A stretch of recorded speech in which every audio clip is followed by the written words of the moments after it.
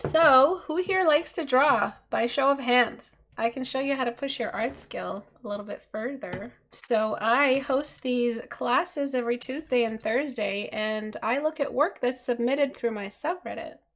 And if you want to take a look at my subreddit, all you gotta do is go to istebrak.com and click on the subreddit icon right here that takes you to my subreddit.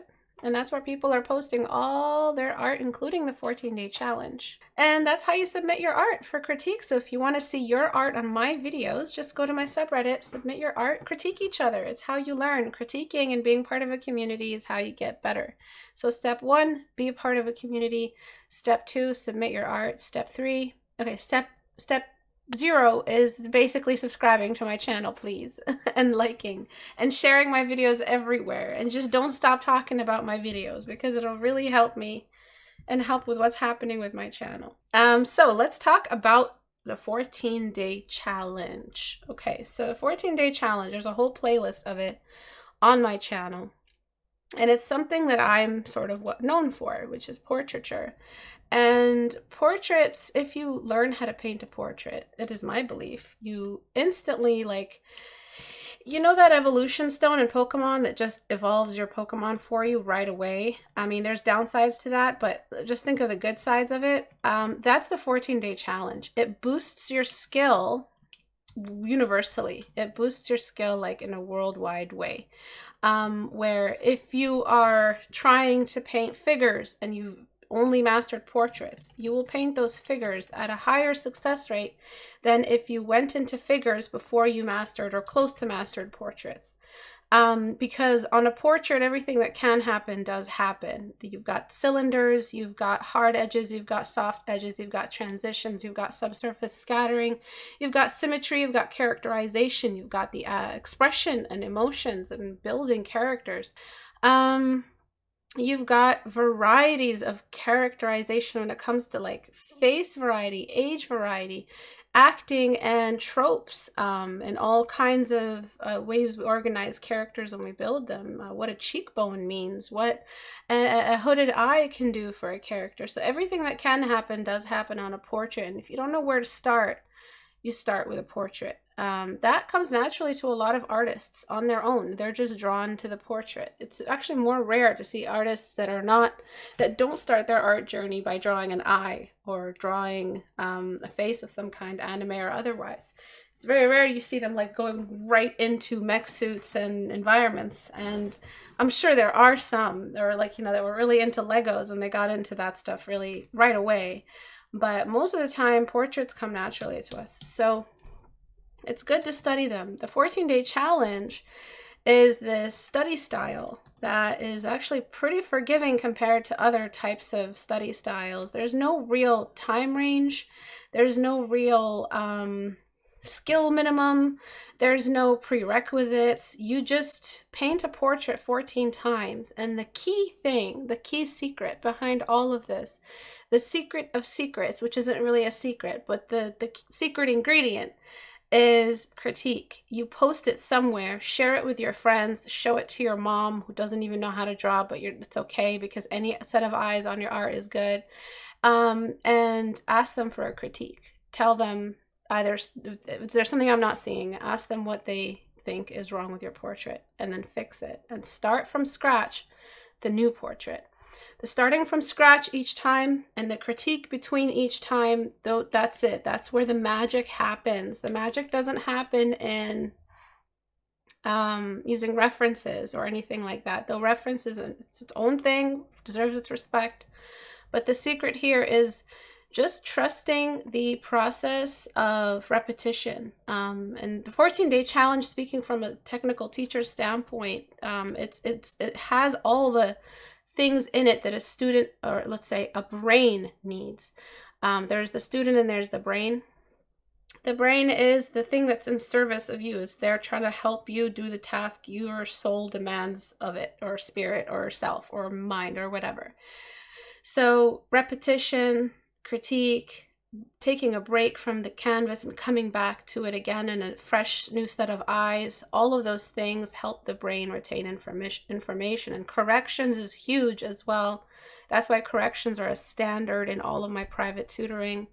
No student is above corrections. No one is above corrections. You go back, you paint, you fix whatever it needs whatever it is that needed fixing, and that kind of makes the knowledge harden in your mind. It actually solidifies it.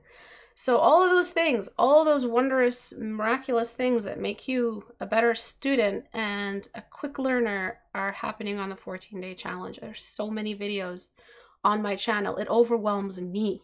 I barely check the volume I've created over the years because it's just so much. But there is a dedicated playlist for 14-day challengers. Start from the first one and keep going. And just watch all the different possible mistakes one could make, learn from them. In 3 months, in a year, your art will improve just because you focused on portraits. So I'm gonna just throw my knowledge at this and fix what needs fixing and go from there. So the very first thing about the 14-day challenge is, excuse me, keep it symmetrical. We're not here testing your perspective. That's a different 14-day challenge. You can do a whole different 14-day challenge for 3/4 view, side view, low angle, high angle. It really is based off what you feel is the next challenge after front view. It usually starts with front view. And just keep it symmetrical for the first set of portraits that you paint, because again, you're just trying to learn the basics. The basics don't mean they're you guys, like, when you hear the word basic, you think it's beneath you. If you're an intermediate, hearing the word basic, you think it's like something that you're past. If you're advanced and you hear the word basic, God forbid, it's like, oh, that was me 70 moons ago, and when I was the button egg. No, basics stick with you for life, and the more proficient you are, the more you practice the basics. So the basics in this case here, I'm just going to neutralize the expression. She seems very angry watching the news lately.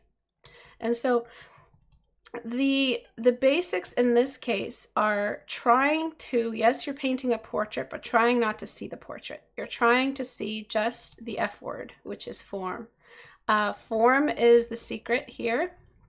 It's how you start stripping away all of the decorative stuff that may distract you and start focusing on the stuff that really carries the physics of it all. Really shows that there's a space here that the object lives in, and there's a light source shining on that object, and it's just all working out.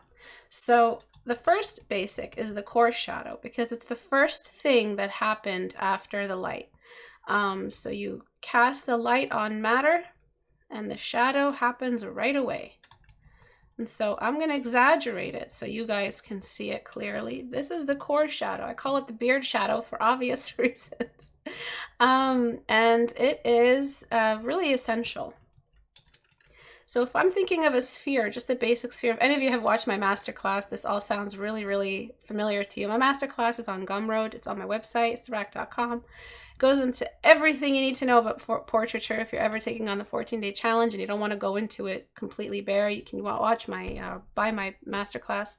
It'll be on sale in like a week at 50% off.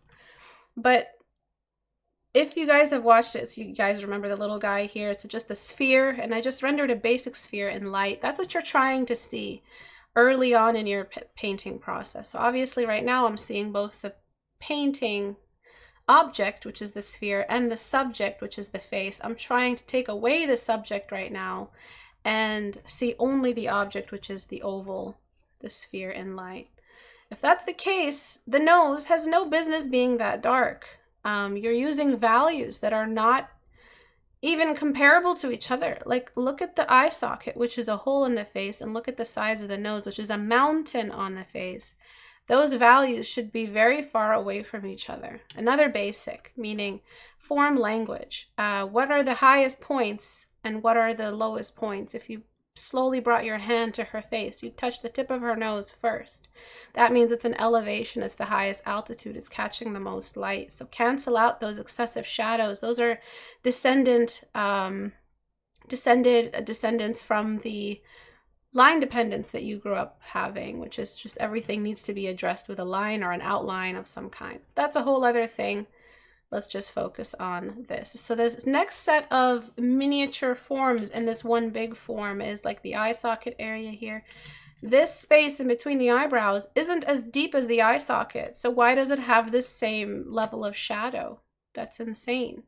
That's not how it works. We don't have a hole just above our nose, just a cavity in front of a trench in the middle of our face. No. So there are different steps. There are different levels of elevation, and they all relate to each other. So by starting your portrait by establishing the darkest dark first, or the lightest light first, usually it's dark to light, you end up working as a reference. Everything references back to the eye sockets and how dark you went there. So this character is kind of old. I'm going to get rid of age signatures just because you should not be painting age signatures for your 14-day challenge unless you really, really, really, really have to. Age signatures are a condition that comes after the fact. So we basically like 25 to 30 or like 20 to 30, we would say is like the standard average for skill building because it's more applicable universally. And then once you learn how to paint a portrait on that average age group, then you could easily youngify it or oldify it. You don't start with old portraits because then all of a sudden accidentally you're painting really old looking babies and that's awkward. So make sure you guys are studying the average medium. From medium to extreme and medium to minimum, it's an easy jump. But from extreme to minimum, it's like, or maximum to minimum, it's not an easy jump. So your 14-day challenge is your default skill range. So your default skill range shouldn't have that excessive characterization in it. Neutralize it by just making it a 30-year-old face or something like that. Or like a 28-year-old, I don't know. Everyone's different. So that means that I built this really standard block here on either side of the corner of the eye. I also think your entire portrait you painted is extremely muddy. You're yo-yoing a lot between very dark and very light. You're guessing a lot. You're outlining the eye socket straight up. You're not even shy about it. And you're throwing shadows where there doesn't need to be shadows, where you should be focusing on the eye socket. I've talked a lot about the importance of the eye socket. The video before this one, I'm just going on and on about the eye socket. So please go watch that one. So basically what I'm doing right now is just organizing the general blocks. Elevations are separate from middle grounds, and middle grounds are separate from depressions. And so I kind of smudged out the eyebrow a little bit. Another age signature that you have here is the line of the laugh line. That doesn't necessarily age your face as hard as eye sagging does, but if you use it as a line, it will. So what you should do in situations where you have a young face that has laugh lines, you just use a larger brush to show that it's a muscular characterization and not necessarily a wrinkle. The thinner the line, the more of a wrinkle it'll read as. So I'm just blending here. Next thing I'm going to do is just get rid of your highlights. You should see highlights as something you graduate into. You should not see highlights as you're just allowed to use them. It's just like using color. If you're going to be in grayscale a little while, it's the same as delaying color because you want to maximize your learning. You delay highlights in your 14-day challenge because you want to learn to respect the midtones. The midtones are the meat of the face. They literally are. Highlights are just these tiny things we add to represent the last cross-section of elevation. Highlights don't make or break the portrait. Midtones make or break the portrait. So right now I'm getting rid of your highlights, leaving really only the nose tip. And even that, I kind of want to even that out a little bit. And now I'm going to get my blocking brush. And that's going to be basically readdressing all these surfaces one more time, creating a real separation in between them, addressing whether or not that nose is as high as it needs to be on the altitude chart, and whether or not the sides of the nose really are as dark as they should be, or as light as they should be. This dark spot under the eye, though it characterizes, I'd be careful with it. It seems more like a symbolic thing than actually thinking about what it does. and where it comes from. I'm extending the shadow around the eye sockets because they're part of that cavity of the face. There are so many different tiny little details and facets and nuances to painting a portrait. There's no way I could cover them all in just under 50 minutes. So please go through my playlist and watch it, go through it. The next thing you did that makes this whole painting look muddy is you used way too much shadow to try to represent the mouth. I mean, is she wearing lipstick? Why is it only on the top lip? Is this some kind of stylistic thing?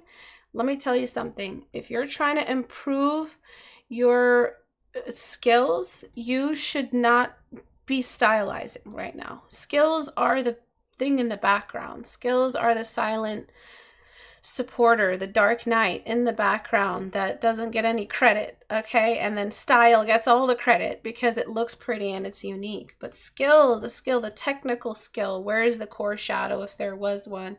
What is the real value of this object? What's the midtone? What's the material? Those are the standalone technical skills that are, you could rip up a drawing and start all over and it would look exactly the same, if not better. That's what we're dealing with when we're doing the 14-day challenge. That's what we're learning. That's what we're improving. So look at all these symbolic little imprints here, these impressions. Look at this outline of white around the lip. Look at how the lip has almost no cylindrical indication. I mean, there's a little bit here, but it kind of bleeds into the edges. The lower lip does have some kind of cylinder, but it doesn't extend into the face. So there's like so many... you almost got it, right? You're at that skill range where you're like, you know, you get compliments, but then late at night, you just look at your art and you're like, man, I know I suck. And nobody seems to be able to tell me how, and I just want to get better. And I don't know what it is. I've been there. I know what it's like. This is the stuff that's really going to improve your work. Get rid of all that contrast that does nothing for you. It's not doing anything for your skill. So now that I kind of mellowed out the contrast, now I can bring in selective contrast. But before I do, I have to establish some form. And again, if you don't know what I'm talking about, pause and go find a video about like cylinders. If I'm talking about the mouth, I'm talking about the nose, go look up my how to draw noses video. It's kind of old, but it's still very, very good. And it'll also show you basic form knowledge. So I'm just going to skim over the form sort of, because it's, again, another lecture in and of itself. But the mouth, basically crash course, each lip is a cylinder. So I'm trying to make it look like a cylinder. I don't care if it's over or past the edge of the mouth. The cylinder's form doesn't care where you think the edge of an object is. Form is just this huge collective synergy between all of the little objects and the big objects and the light source. And I'm just doing the same thing for the upper lip. I'm constantly going to stay in darken. Again, look at what I'm doing. The shadow of the upper cylinder bleeds over. I'm doing it a little bit excessively so you can see. Bleeds over the edge of the lip so that you can get that real muscular imprint. And then back to normal. The upper lip also has a cylindrical half that's bright, just like that. And the lower lip does the exact same thing. Okay, so now we have these really clear cylinders. And yes, the cylinder of the mouth extends past the mouth into the face because, duh, there's muscles that live around the mouth that move the mouth. The only muscles that move, there's no such thing as muscles restricted to the edge of the lip. That's insane. It's like, no, the muscles that move the face, muscles that move the eyes are like up here in the temples. Muscles that squint the eyes are down here, and then the muscles that move the nose are by the ears. And if you raise your eyebrows, your ears move. Everyone notice that? So like there's muscles everywhere, and they create these bumps and grooves around the face. And so that's what I'm looking for. No, don't go spending 3 months memorizing medical diagrams of muscles. No, that's not what I mean. It doesn't make you look smarter, and it doesn't make you get better. That does not. All that muscle knowledge goes down the drain once you add the skin on, and then you get the real imprint of what those muscle groups look like, which is cylinders and spheres and cubes. Study the cylinders and spheres and cubes. Don't waste time memorizing muscle groups. Okay. So now I'm going to blend a little bit. And my blending brush, my smudging brush, it's on scatter mode, and it's just basically just smudging all of these areas together to combine them.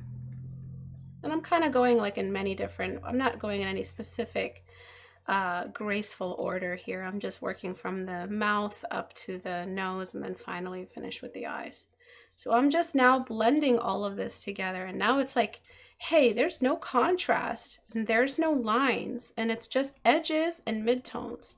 This is what it should look like. It should not look like some messy black used too early, highlights designated too early, God forbid. Like some of you at this stage when you're just still developing like the flesh of the piece, you guys have already used full black and full white. Like this is just you throwing a wrench in your system. Like there's no reason for you to be using that stuff yet. There's a process here. I'm also gonna now blend the upper half of the lips. What we're left with is just this nice kind of evened out presence of the muscles of the lips. And then now I can start blocking in some slightly brighter midtones. And I can just basically, without using those lines you added, I'm just applying these change in elevation values. This is blocking. So the upper lip and the Cupid's bow, because it's wet, but also because it faces the light, is a little bit brighter. And just here under the corners of the mouth, we've got some bits of also hydration and saliva that hangs out around the corners of the mouth, but also just general skin texture change. Okay, and then just reestablishing the strength of that lip. And then making sure the corners of the lip are starting to look like dimpled, kind of jumbled up fabric. Not in the sense of fabric folds, just in the sense of the jumbling up.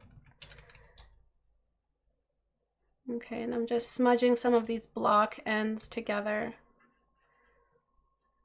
So now we can add in those contrast points. So full black, low opacity. This is radial shading, meaning that we're shrinking the brush as we get closer to the point of radiation, which is the darkest point or lowest point. Equivalent to that in white would be the highest point. So soft brush is slowly decreasing in size as it starts piling up transparent levels of paint until we get to the darkest, deepest point of the lip. And now we have a lip corner that makes sense, but we're deleting away at wherever the cylinder high point is. And we're left with a very realistic looking dimpling on the mouth we didn't have before. I'm adding that. And the same thing, but along the edges of the mouth where we get that dimple. All right. And then darkening.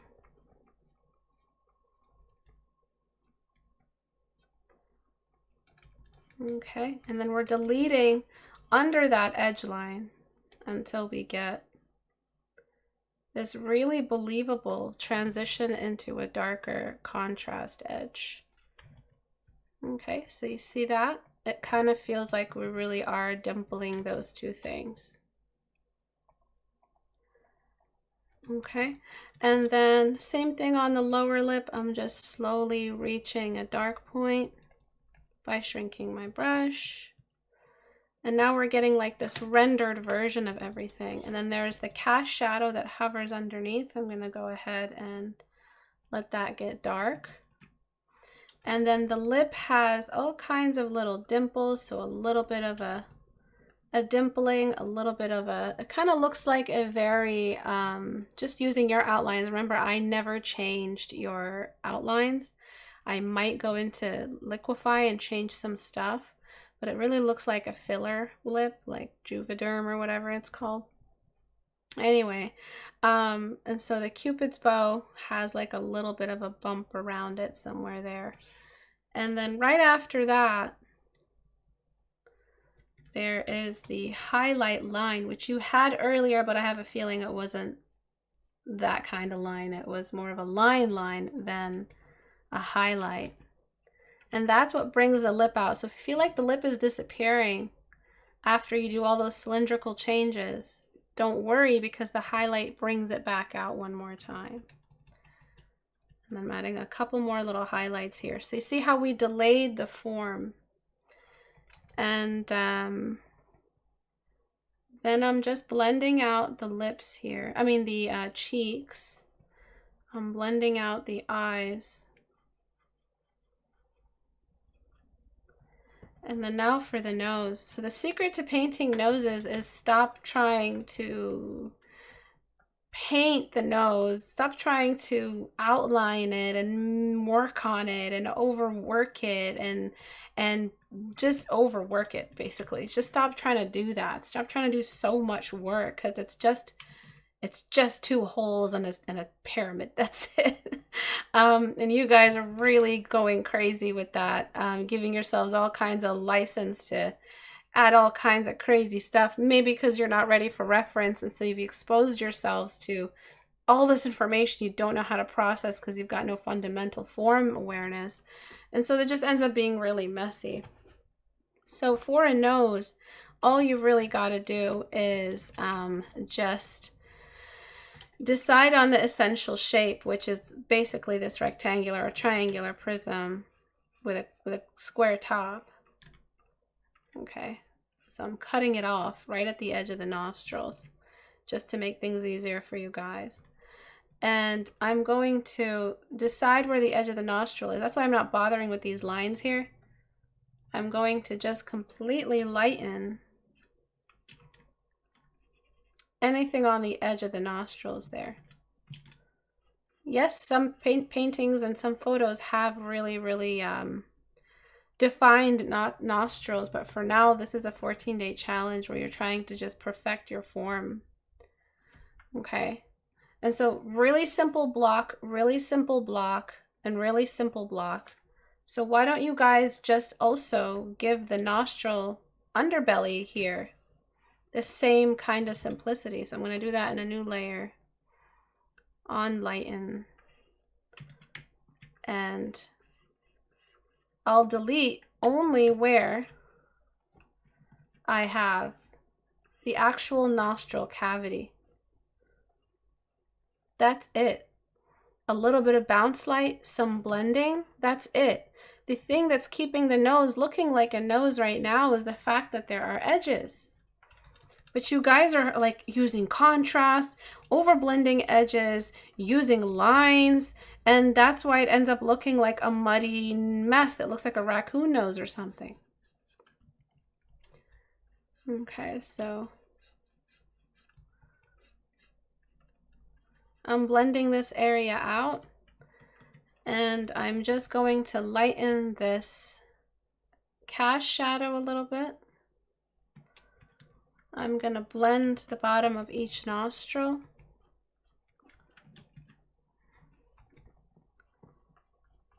Use a higher resolution. If you want to use my smudge brushes, use a higher resolution canvas because it's more pixels you can blend. And then I'm just going to give the septum a tiny little shadow, also blending that out. Oops, don't lose the edge.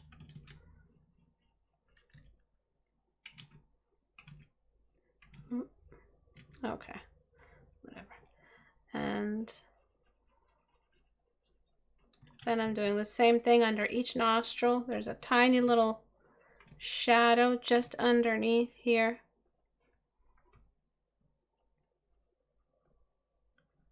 Blending out.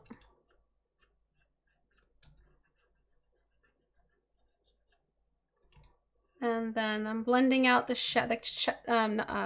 cast shadow, but I want to do that with Gaussian blur.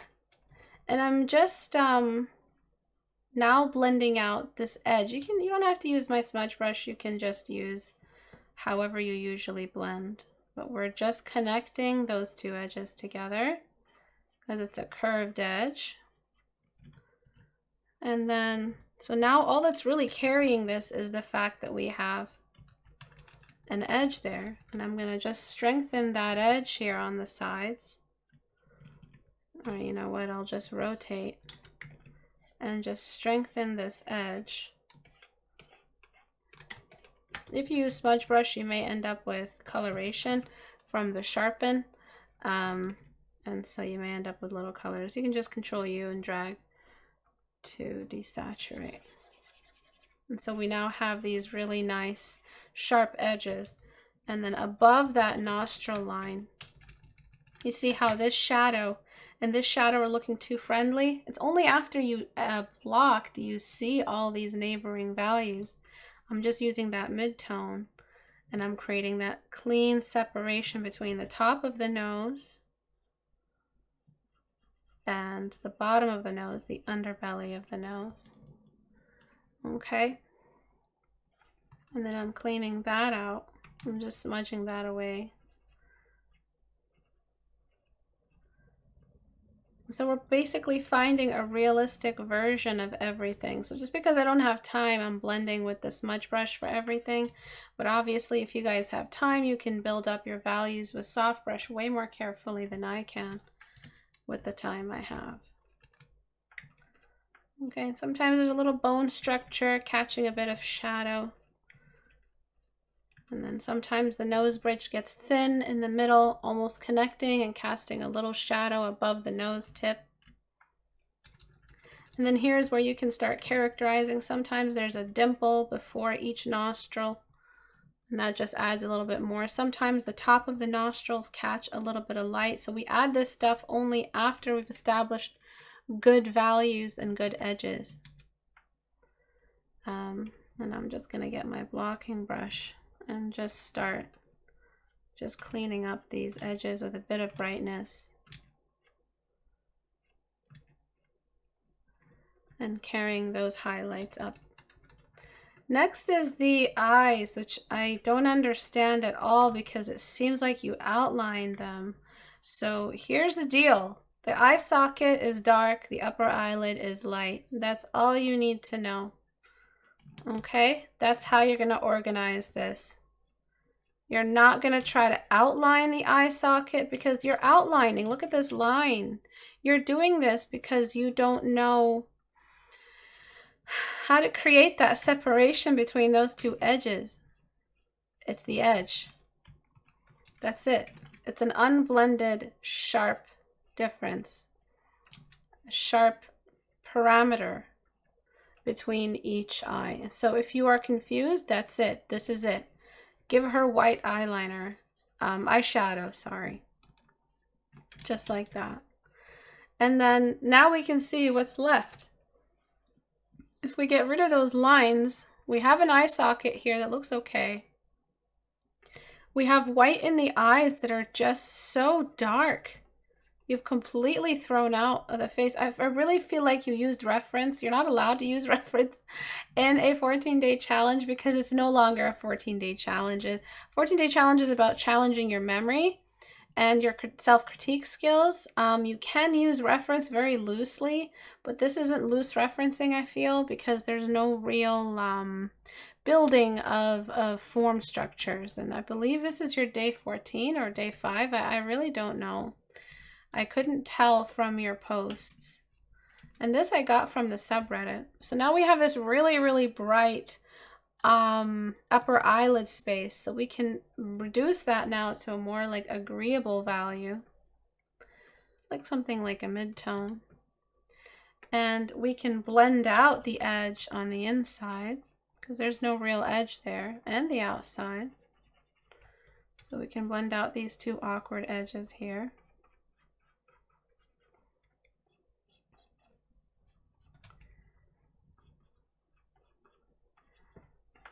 And then we're going to get a nice dark value. I'm going to use my pencil brush. And I'm just going to add a moderate thickness to the lash line. And I'm going to add that in there.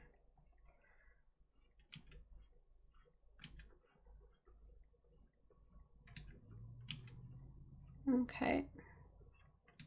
And I'm going to thicken that on the way out. And this entire lower eyelid is it's so overdone because what's happening? Cast shadow. Since when did the lower eyelid have a line, right? You can't do that. There's no need to have a line here. It's just a simple matter of getting rid of the line. What is that? What is that? What do you need that for? Why are you guys so attached to your lines? Why are you so reliant on them? And I'm going to brighten the middle, the inside part of the lower eyelid because it's starting to get that like really like bad makeup look. And I'm lightening the outside so that really we're only getting a shadow on the lowest part of the lower eyelid right here. And then we're just going to blend the rest. Just like the outside, we blend. Just like the upper eyelid, we blend the outside and the inside. We put a nice block on the inside of the eye.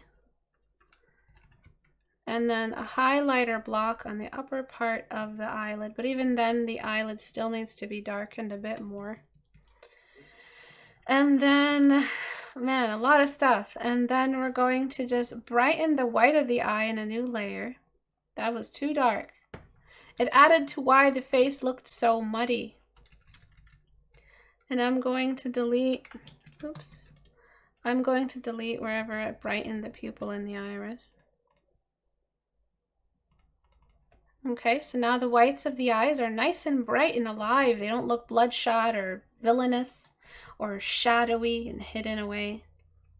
That's how you make characters look suspicious and evil. You kind of darken the eyes quite a bit. Okay, and so now the eyes feel like they have clear structure to them. And then the waterline is okay, but even the core shadow of the eyeball, you made that into a line. Why not just make it a full-fledged core shadow? Is it because form studies are beneath you?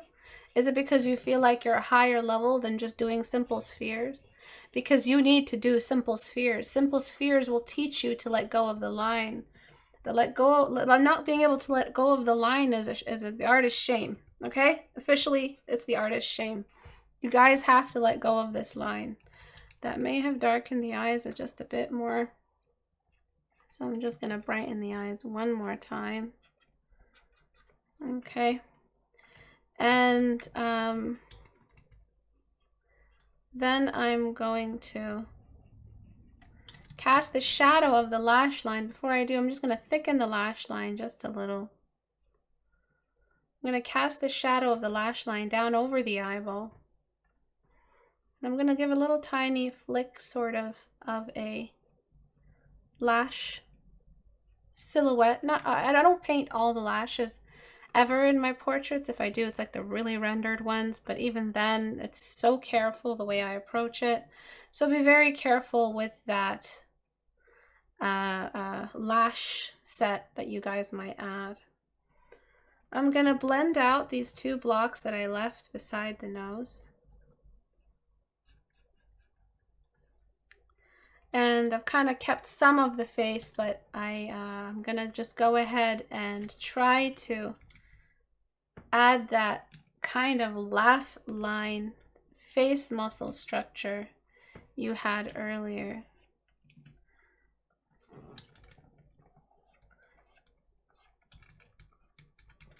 And I'm going to delete obviously where I feel like I'm using too much paint. Okay. So just look, I'm doing most of this with edges and midtones. Write that back to me. I am not trying to do this with contrast and lines. You were doing the opposite and also relying way too heavily on your reference. In the end, do you really have skill you can rely on? No, because you are using crutches on crutches on crutches. You have crutches and your crutches are using crutches. Your crutches are limping and those crutches are using crutches. Do you understand the picture I'm trying to paint here? Is that you're not walking straight. because you're not even giving yourself a chance. You're using references. You're only seeing the contrast in the lines in those references, which aren't even helping you because they're too advanced for you. And you yourself are using excessive contrast and using a reference in a system that doesn't really work if you use a reference. Do you see what I'm saying? And you or yourself are line dependent. So like it's just a snake eating its own tail type thing. A just continuous vacuum of mistake making and failure. And that's what the line leads you into, this dark space of the line opens the door. It's not an evil thing. It just opens the door for contrast reliance. And contrast leads to muddiness. Contrast leads to excessive highlight use. Contrast leads to all kinds of miscommunication of material textures and all that. So it's just like, it's constant rotating defeat, failure, miasma. I'm just going to stop because just talking about it stresses me out. Which is why I'm so happy and proud of my younger self for starting this campaign against lines early on in my life as a teacher, because I think it's helped a lot of people face the truth. You don't have skill if you're relying on a line to do the job for you. The real skill is knowing where the edge is, how sharp that edge is, and what the value of that edge, and the two plane surfaces on either side of that edge. That's it. That's the secret formula. I'm just trying to understand how to create the equivalent of what you had for the nose. So I'm just going to just kind of slowly ease into this bone structure, zooming out, zooming in, finding a more believable bone structure size to her face and face type. She feels very like Peruvian. She has that kind of Polynesian almost face. So usually the noses are wider and flatter and a little bit more delicate around the general curvature of the nose than the Anglican nose, let's say, or a Caucasian nose. So, and then I'm going to expand the shadow in between the eyebrows, because again, if it's going to be an Asian-esque face, we are having a wider forehead that's more flat and more curvature in it, and less of that angularity we find. This upper lip will finally be resolved. I think I'm just going to go ahead and just not do what the original artist did because it was just aging her. So I'm just going to go and do whatever feels natural to the bone structure and the muscle structure and the fat deposits. So yeah, portraits are my specialty. The 14-day challenge is a challenge I coined and I started in 2013, and it's been going strong ever since then. Please try it if you want to get better at everything in general. But obviously being good at portraits goes a long way for higher ability, skill, reliance, and just skill overall. So I'm just going to darken either side of the eyelid edge, leaving only the highlight at the top of the very top of the eyelid as the shiny part. Duh, because it's the only part that the light can see. Imagine the light is an eyeball. And I think that'll change the way you work in your art, in your life. If you imagine the light as an eyeball, write that back to me. What the light sees is what you block in as a highlight or a midtone or a brighter midtone. And what the light doesn't see or can barely see is what you block in as a darker midtone or pure black. Imagine the light as an eye. Imagine the light as something that can see or not see. Once you think of that, it just all falls into place. Of course, there's a shadow on the eye socket. Of course, there's no shadow on the nose. The light can see the nose very, very clearly. Do you see what I'm saying? Anybody had like an explosive brain moment just now? Even if you didn't, just say so. It'll make me feel better. And so that's it, I guess. I'm going to add a little bit of, this is just the way I interpreted this face, by the way. This isn't the only face in the world. This is just how I interpreted the students before. I'm going to add a little line here. I'm going to add the purest blacks now. These pure blacks go in the darkest recesses where the light simply cannot see, not the light or the light's children, the bounce light, can see these areas. They are the areas that are of blackest black. There are some areas that are not black because the light can't see them, but because of pigment, like eyebrows and eyelashes and pupil, etc. Okay, and then I'm just trying to figure out the dark circles you added. If you want to add dark eye bags, you add them in as, that's it, just as an eye bag, and you kind of get rid of the way they start here on the inside. They really just, they hang out under the eye. They don't start in the inner corner. I've never seen eye bags start in the inner corner, even on old people. They don't start here. They start, like they may start here, but they wrinkle here. They kind of just find wherever there's less, there's just more skin. So I've never seen an eye bag like on the inside. And so it shouldn't have the majority of its contrast on the inside. Okay, and then, so that's only if you wanted to do it. I'm going to get rid of them because I just don't feel like you need them. So I believe it's right there. Because again, a student that's already struggling with lines, I'm not, as a teacher, going to give them permission to do age in any way because they're just not ready for it. You got to graduate into highlights. You got to graduate into older age groups and younger age groups in your portraiture. You just got to get your foot in the door with some basic, fundamental, neutral, medium level age, medium level values. Don't paint really, really white faces. Don't paint really, really dark African skin tone. Paint something in the middle. Start with the middle, medium, medium, medium, because if you can perfect the medium, you're halfway through to the minimum and the maximum. Don't start with the maximums because it's a really long journey back down to minimum from maximum.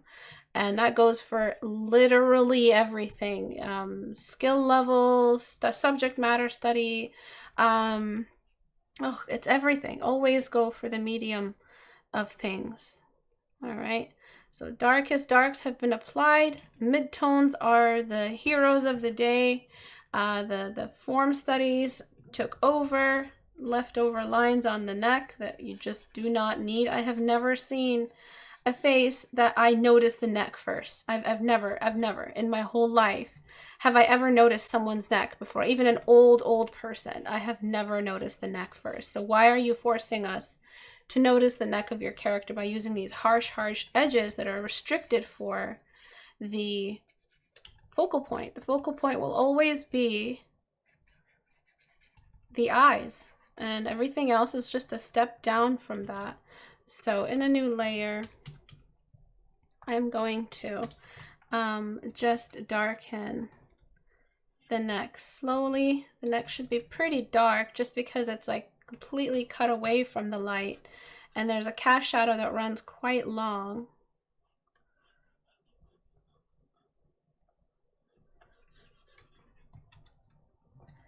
And I think you even outline the edges of the face, if I'm not mistaken. And then I'm going to just find the shape of that cast shadow along the neck. Something like that. And then just giving the rest of the neck a neutral skin tone. Using the feathered edge of my soft brush because cast shadows are very fuzzy along the edges. Other things I feel like this face needs are some cheekbone shadows. I know this has gotten a bit advanced, but I just want to show you guys kind of how far you can take your portraits. If you think you've like reached your skill cap and you're feeling yourself and you're like, yeah, I'm the king of art. I just give your work over to me. I'll humble you real quick. But because there's always a next level to go. And I say that because I laugh at my older self. Man, I used to be so cocky. I'm still cocky, but in a good way. But back then it was in a bad way. And I had no business being that cocky about my skill set. There's no ceiling to this. And you can always push yourself a little bit further. There is a ceiling, but it's so far from you right now, you shouldn't be worried about it. You should just keep push every single time. Just keep pushing your skill as long as you can. And Okay, so I kind of want to fix the nose. It looks just a little bit wonky. And I'm gonna widen the nose as well, since I'm trying to keep that kind of Asian look to the face. And the mouth size is okay. The size in the eyes is okay. Other things you can do is like darken the eye socket a little bit more, but I could be here all day. It's already 6 o'clock.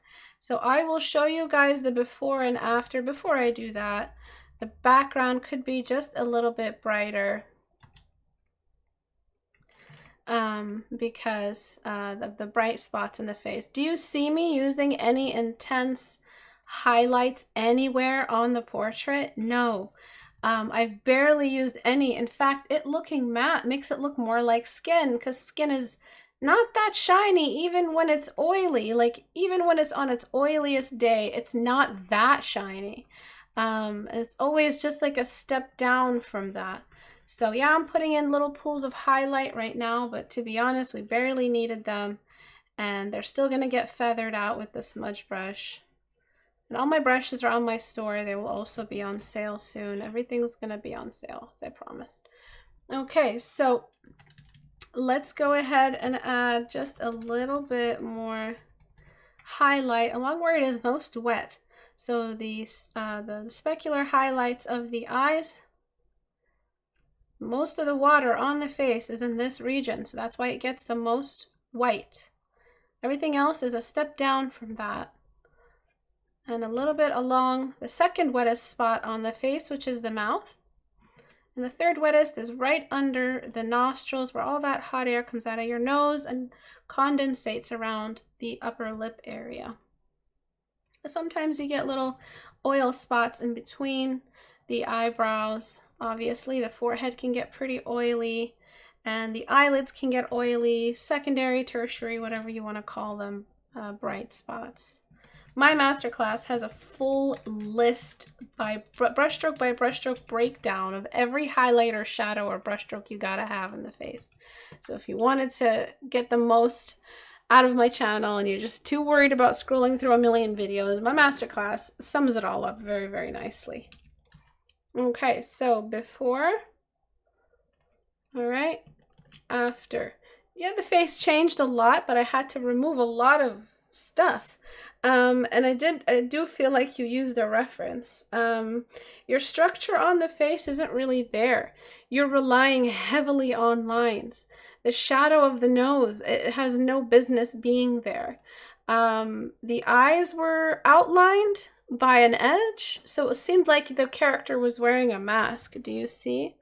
I removed the expression, and I kind of just built the nose from where it started, from the septum. I got rid of that lipstick only on the upper lip and just made the lips more nude and gave them structure. And I got rid of all those extra age signatures, which I don't feel like were age signatures. I think you were just trying to paint an expression. Again, not something we do on the 14-day challenge. So lots of misdirected characterization. It's cool to have all of that extra stuff, but it's no longer a 14-day challenge, right? And then there's just the general sweeping lack of form everywhere. The nose doesn't feel like a triangular prism in top-down light. The lips don't feel like two cylinders in top-down light. It feels like sometimes the light is on the camera, sometimes the light is from above, sometimes the light is from the sides because of the shadows on either side of the eye. This shadow only happens if the light's coming in from the side. Sometimes it feels like the room is dark because the eyes, when the white of the eyes are dark, it means there is a dark room, or the character cried so much, or the character's eyes are bloodshot, or the character's evil, something like that. And then I just simply kept the smile you have, tracked down the before and after. I'm literally just transferring everything you painted into its realistic version. The only way we get shadows like this in real life is if someone got paint and painted the sides of the nose. And I got rid of that mask look, like there's a mask and there's holes for the eyes. Do you see what I'm saying? It just looks like there was an edge. The way to get rid of that is to not make that edge of the eye socket wrap around the whole eye. That's why it looked like a hole in a mask. And then there's just the general structure of the face. The beard shadow is quite pronounced in this piece, so if you want to just get rid of that, you can. I'll get rid of it. But I usually keep it there on purpose just to show what that form is doing. But it's just as simple as doing that and then getting rid of wherever it darkened or lightened anything. So it's just there. I leave it there just because I know students need constant reminders of its presence. Most of the time, coarse shadows are elusive. They hide from us quite a lot. And so we forget, even if they've been painted over, we forget their presence. That's why I have a habit in my critique hours to darken the beard shadow more than I need to.